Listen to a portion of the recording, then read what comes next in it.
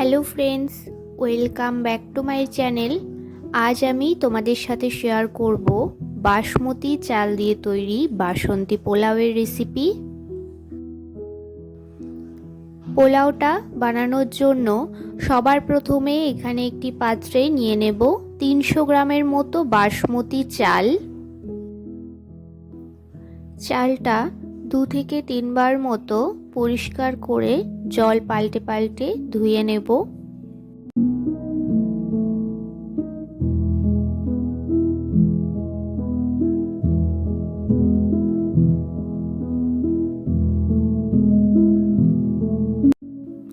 তো এখানে আমি চালটা বেশ কয়েকবার জল পাল্টে পাল্টে ভালো করে ধুয়ে নিয়েছি। এবার 15 থেকে 20 মিনিটের মতো ঢেকে চালটা ভিজিয়ে রাখব। এখানে আমি পোলাওয়ের বাকি উপকরণগুলো নিয়েছি কয়েকটি কাজু বাদাম ও কিশমিশ, 4 থেকে 5টি নিয়েছি কাঁচা লঙ্কা, এক টুকরো আদা, আর ফোড়নের জন্য নিয়েছি গোটা গরম মশলা। চালটা প্রায় 20 মিনিট মতো ভিজিয়ে রাখার পরে জলটা ছেঁকে ভালোভাবে জল ঝরিয়ে নিয়েছি। এবার চালটা আলাদা একটি পাত্রে নিয়ে নিলাম। এর মধ্যে কিছু উপকরণ দিয়ে চালটা মেখে নেব। সবার প্রথমে দেব হাফ চামচের থেকে একটু কম পরিমাণে হলুদ গুঁড়ো, দিয়ে দেব 1 থেকে 1.5 চামচের মতো ঘি, আর দিয়ে দেব গ্রেট করে রাখা আদা, সামান্য পরিমাণে দিয়ে দেব গোলমরিচের গুঁড়ো। এবার এই সব উপকরণগুলো দিয়ে খুব আলতো হাতে ভালোভাবে চালের সাথে মাখিয়ে নেব। তো এখানে আমার পোলাওয়ের চালটা মাখিয়ে নেওয়া হয়ে গেছে। তো গ্যাসে একটি পাত্র বসিয়ে দিয়েছি। তো কড়াইটা কিছুটা গরম হয়ে গেলে এর মধ্যে আমি দিয়ে দেব 3 থেকে 4 চামচের মতো সাদা তেল আর 1 চামচের মতো ঘি। তো তেলটা ভালোভাবে গরম হয়ে গেলে গ্যাসের ফ্লেমটা মিডিয়ামে রেখে কাজু বাদাম ও কিশমিশগুলো ভেজে তুলে নেব।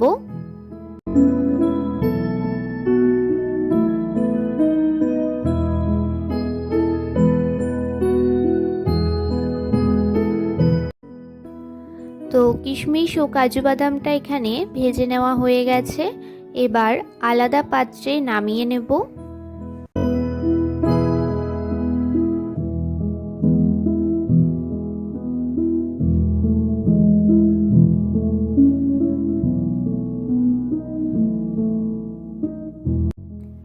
এবার এখানে দিয়ে দেব আরও 3 থেকে 4 চামচের মতো সাদা তেল আর 2 চামচের মতো ঘি।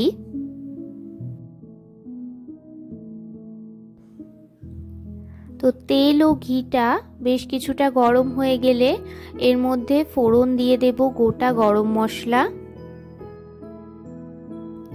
তোমরা এখানে তেজপাতাটাও ফোড়নে দিতে পারো, আমি তেজপাতাটা এখানে ব্যবহার করিনি।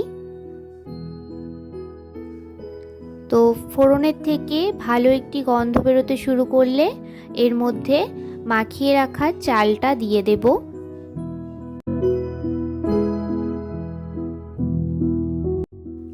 গ্যাসের ফ্লেমটা অবশ্যই মিডিয়ামে রাখতে হবে, নয়তো চালটা তলায় ধরে যেতে পারে। খুব ভালোভাবে নাড়াচাড়া করে চালটা একটু ভেজে নেব।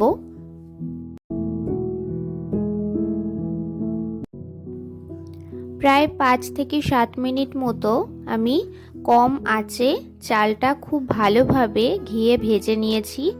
যখন চালটা ভালোভাবে ভাজা হয়ে যাবে এবং সুন্দর একটি অ্যারোমা বেরোতে শুরু করবে, তখন এর মধ্যে আমি দিয়ে দেব গরম জল।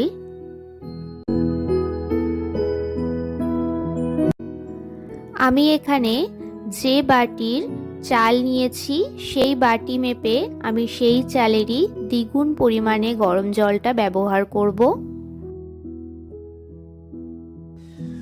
আমি এখানে 300 গ্রামের মতো বাসমতি চাল নিয়েছিলাম। তো আমি জলের পরিমাপটা 600 ml দিচ্ছি, মানে যতটা পরিমাণে চাল নিয়েছি তার দ্বিগুণ পরিমাণে জলটা ব্যবহার করছি।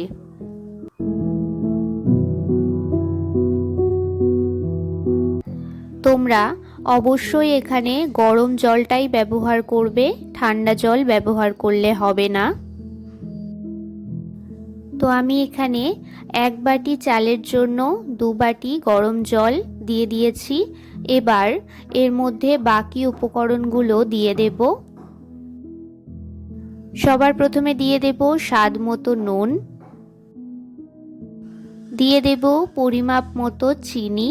তোমরা এখানে চিনিটা তোমাদের যতটা মিষ্টি পছন্দ ততটা পরিমাপে ব্যবহার করো। এরপর দিয়ে দেব ভেজে রাখা কাজু বাদাম ও কিশমিশ।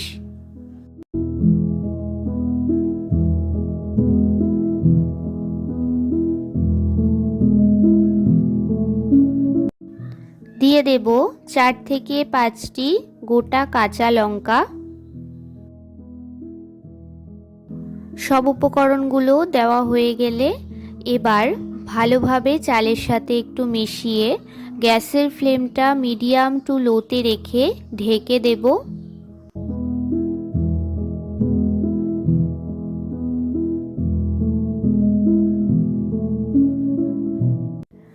তো প্রায় 10 মিনিট পর আমি ঢাকনাটা তুলে এবার চালটা একটু নাড়িয়ে দেব।